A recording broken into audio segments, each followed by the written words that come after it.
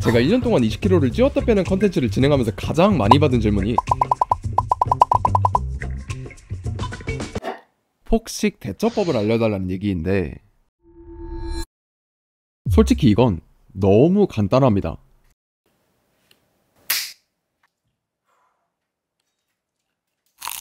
그냥 폭식을 해보면 돼요. 사실 여러분이 생각하는 폭식은 아쉽게도 진짜 폭식이 아닙니다. 폭식은 거식증이랑 함께 속하는 식이장애 중에 하나로 정신질환 중 사망률이 가장 높은 매우 위험한 질병이거든요. 그러니까 음식을 맛있어서 먹는 게 아니라 먹는 걸 내 의지로 도저히 멈출 수가 없는 엄청 위험한 상태를 말하는 거죠. 저도 한때 거식증과 폭식증 둘 다 겪었던 적이 있는데 이건 단순히 의지만으로 해결할 수 있는 문제가 아니더라고요. 그러니까 눈앞에 맛있는 음식이 있을 때 순간의 충동을 이기지 못하고 원래 먹던 양보다 좀 더 많이 먹는 건 이건 그냥 과식인 거죠. 그럼 나는 폭식을 하는 게 아니었네? 라고 안심하실 수 있지만, 사실 이런 가벼운 과식들이 쌓이고 쌓여서 파괴적인 폭식으로 이어질 확률이 높기 때문에 오히려 이걸 명확하게 구분해서 대처하는 것이 굉장히 중요합니다. 이번 영상에서는 그래서 어떻게 하면 과식을 제대로 대처할 수 있을지 알아볼 건데, 일단 그 전에 여러분이 반드시 아셔야 할 게 있습니다. 한번 생각해보세요. 우리가 평소보다 음식을 많이 먹는 날에는 과연 어떤 일부터 일어날까요? 배가 너무 불러서 몸이 무겁고 속이 쓰리면서 혈당 스파이크 때문에 졸음이 막 쏟아지죠. 근데 잘 생각해보세요. 이건 우리 몸이 무리를 냈기 때문에 나타난 굉장히 자연스러운 신호일 뿐이지 절대 몸을 망치고 파괴하는 행동이 아닙니다. 술 마시면 다음날 숙취가 오는 게 당연한 것처럼요. 사실 한두 번 과식하는 게 문제가 아니라 그게 계속해서 반복되는 게 진짜 몸을 망치는 길이거든요. 하지만 앞으로 제가 말할 이 4가지만 지킬 수 있어도 더 이상 여러분이 과식 때문에 스트레스 받을 일은 없을 겁니다.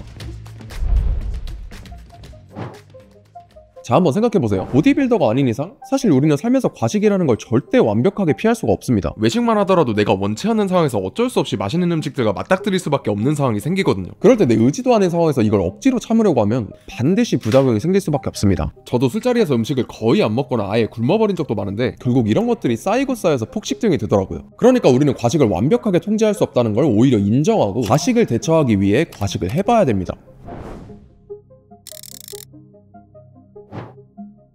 그렇다고 지금 당장 배달 음식을 시킬 필요는 없고요. 과식을 해보거나 했던 걸 떠올리면서 어떤 게 행복했고 또 어떤 게 불행했는지 생각해보세요. 전 외식을 하면 10번 중에 8번은 과식을 하는데 보통은 사람들과 좋은 시간을 보내려고 가는 게 더 크잖아요. 한마디로 음식보다는 관계와 경험이 좀 더 소중하기 때문에 이건 행복한 과식이라고 볼 수 있죠. 근데 반대로 집에서 혼자 야식으로 피자를 먹을 때는 배가 찢어지는 느낌이 들어도 최소 한 판은 다 먹어야 되고 거기다 식후에 아이스크림까지 시키는 버릇이 있는데 이건 누가 봐도 불행한 과식이죠. 결국 과식 안에 행복한 과식과 불행한 과식 두 가지가 있다는 건데 이게 별거 아닌 것 같아 보이지만 저는 이걸 알고 나서부터 요요에서 완전히 탈출할 수 있었기 때문에 이 두 가지를 분류할 줄 아는 게 지속 가능한 다이어트의 핵심입니다.